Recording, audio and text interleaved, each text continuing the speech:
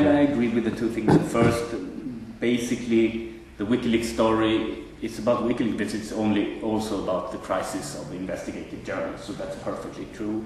And also, as you said about the raw data, yeah, when you read I've read the diplomatic cables, poured through them, and it's extremely difficult to understand. You have to be expert not only on that country, but on the specific political circumstances, and to understand when you read one diplomatic, is this really hot, something new, something really that was hidden from public, or is it just the diplomat writing what everyone's known? To know this, you have to have a great knowledge. So, and basically, to make something of this raw data, you need to have a lot of people spending not just 1 or 2 days, spending a lot of time and also doing additional research. So, and the only people who are turning it into stories, and the people who are expert on doing that are mainly journalists. So, and I think there is another reason for Julian Assange or Wikileaks to turn to mainstream media, like El País or New York Times. It's for protection. I mean, it's much more. If they were just pouring out things, they could be easily taken down. But could the US government really attack New York Times, Der Spiegel, El País, Le Monde, Guardian, Swedish National Television? No, it's impossible. And it's also exactly the moment that a very important thing in the WikiLeaks relationship with the United States kicks in. It's the First Amendment of the American Constitution. The First Amendment of the American Constitution actually protects you once the things are disclosed, once the things are public knowledge. To put it very simply, leaking is a crime, but making public the leak is not. It's protected. It's constitutionally protected. And that is very, very strong, has a very, very strong judicial base in Supreme Court judgment in the case of Watergate. Sorry, the Pentagon Papers. Mm-hmm. The Pentagon Papers tried to prevent publication. New York Times went on. They tried to prosecute the New York Times, and it was crushed by the Supreme Court of the United States. And this is the argument behind which all these newspapers stand. And once the newspapers have this protection, their source has this protection too, in a certain sense. In a very direct sense under some jurisdiction, but even in the case of the United States, they have also some. So when Assange or when WikiLeaks is associated with the New York Times, say, you cannot prosecute WikiLeaks if you do not prosecute the New York Times, and you cannot prosecute the New York Times. They will try, but it will be much harder. No, they will not. I think they will try to prosecute them. I don't think so.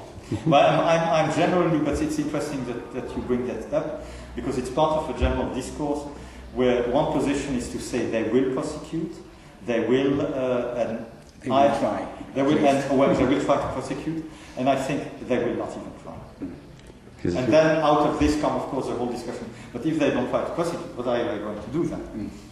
He says that perhaps he will be condemned to death in the United States. I think it's bullshit. It's simple. No? Well, certainly the alleged leaker, Bradley Manning, who is the alleged leak, we don't know, but I mean, certainly a lot of things point that he is one of the persons behind the leak. There might be several also. I mean, usually for these kind of leaks, there are not one, there could be two, or we don't know. But he, of course, his life will not be funny, and he will face massive and brutal. Exactly. They will not kill him. I think they will put him in life, and maybe in 20 years there will be another political situation. He might get pardoned. He's not going to survive the type of detention he's under. So they will kill him. Kill him? They will kill him. I mean, they will kill him by stealth, in time. I mean, already his condition of detentions are so bad that his health is deteriorating. And if they keep him, if they keep him this way a few years more, he will die by then. So in a certain sense, they are torturing him as a moment. Technically, he looks healthy in the documentary. What? Sorry? In the documentary, he looks healthy. Yeah, that's a problem. He doesn't. I don't think that's an old photo. I don't think he looks very healthy. It comes from the Facebook. No one is allowed to photograph them, though. I think they will. I don't know. They will certainly crush him, not kill him, I think. But anyway. Bradley Manning is at the moment the biggest I would say human rights victim of the whole Wikileaks affair. So yes, he's the only one who really suffered any. Well, there is a soldier in prison, no? No. Yeah, but he's held in really bad circumstances. Yes. Solitary confinement, no clothes. I mean, no proper. He has not even a pillow to sleep to sit on. He's being being awakened every now and then, supposedly because otherwise he might do something to himself. He's being interrogated all the time. Basically, what they want is him to admit that they will try to use him against Assange in some way, I think. The thing on Sweden women, you think it's an invention? The thing of Sweden women being raped or violated for him, do you think that's rubbish? Or? Well, for me, I think this is not the CIA plot. I'm fairly certain, but I don't know. Of course, just let me say. But if he is guilty or not, I don't want to speculate it because it's a matter for the court. He might be or he might not be, but I think it's not the CIA plot. Because I did some research, I know who the women are. I didn't speak to them, I've spoken to them, their friends, and it's not the subject of the movie, but I've investigated a little bit, and it's not the CIA plot. And also, what do you think? And also, let's keep that clean. There is no question of to violate, to rape.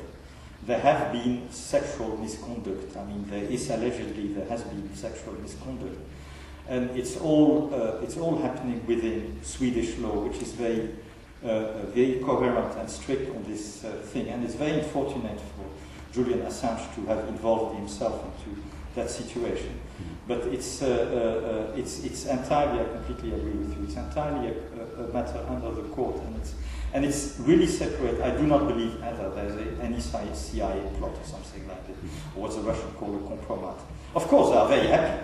I mean, as someone said, they must have been partying in Washington when the whole thing came up. Yes. But it makes the story so much crazier because everybody is mixing it up, and also Julian and his supporters saying this is clearly a CIA plot, and others say no. And I mean, this is a problem, but this is also the problem with having an organization whose ideal actually I sympathize with, so closely aligned to just one person, because one person is just one person. He could be good, bad, take bad judgment. You could put a lot of pressure to him. So this is. On the other hand, the problem is that kind of tricks can only be put sometimes by organization with a completely crazy person at the helm. It's not the only instance. Look around you. How many artistic initiatives, cultural initiatives, political initiatives have been triggered by one woman or one guy going for it all the way, and you have that's in defense of Assange. Yeah, of course. It's not in defense. A way. It's not in defense because I am against this type of organization. We have Geert Loring and I've called them single person organizations, SPO, and there is an initiative which is called Open Organization, and which is exactly about to prevent this kind of things, because in the end it's not good. But on the other hand, to be a procedure or to break. Exactly, and that makes the things even. What I always try to do, and I try to do this, and we both, it's to make what appears to be a simple story is in fact very complex. It has a lot of aspects, and you cannot dissociate one aspect from the other. And what is a bad thing on one thing is a good thing in another. It's what you said before. It's no use to say, Assange, is he a good guy or is he a bad guy? He's probably both, and he has, in my view, he has a default of his qualities, and he has the qualities of his mistakes, of his defaults, and that's it makes the story complex to understand, but we still must make the effort to understand it in its complexities.